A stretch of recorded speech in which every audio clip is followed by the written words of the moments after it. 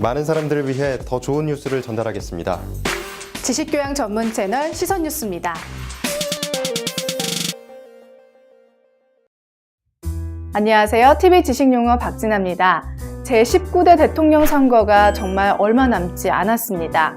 그래서 이번 시간은 선거와 관련된 단어들을 알아보려고 하는데요. 바로 선거비용 보전제도와 선거보조금입니다. 언뜻 보면 비슷해 보이는 단어인데 사실 조금 의미가 다릅니다. 어떤 내용인지 함께 알아보도록 하죠. 먼저 선거비용 보전제도입니다.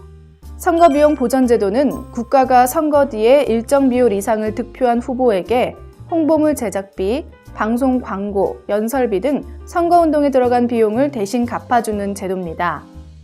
다시 말해서 대통령 선거나 국회의원 선거, 지방자치단체 선거, 교육감 선거 등을 치르고 난 후 후보자가 법정 선거 비용 범위 내에서 사용한 비용 중 일부를 국가가 지원해주는 제도인데요.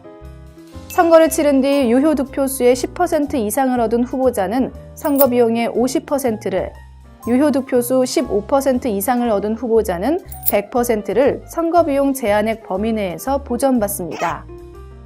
하지만 당선 무효가 되거나 당선되지 않아도 후보자 자신이나 선거사무장 회계 책임자, 가족, 배우자 등이 후보자 매수나 불법 정치자금 수수 등으로 당선 무효에 해당하는 형이 확정되면 보전 비용을 전액 반환해야 합니다. 다음은 선거 보조금인데요. 우선 보조금은 정당의 보호나 육성을 규정하고 있는 헌법의 규정에 의해 국가가 정당의 운영에 필요한 자금을 보조해주는 것을 말합니다.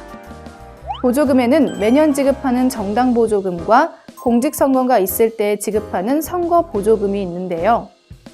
여기서 선거 보조금은 대통령 선거, 국회의원 선거, 그리고 정당이 후보자를 추천할 수 있는 지방의회의 자치단체장의 임기 만료에 의한 선거가 있는 연도에 각 선거마다 총 선거권자 수의 800원을 곱한 금액을 예산에 계산해서 국회의원 의석수나 득표수 비율에 따라 정당에 지급하는 것을 말합니다. 다만 지방의회 의원이나 지방자치단체장의 임기 만료로 실시하는 동시선거의 경우에는 각 선거마다 총 선거권자 수의 600원을 곱한 금액을 지급합니다.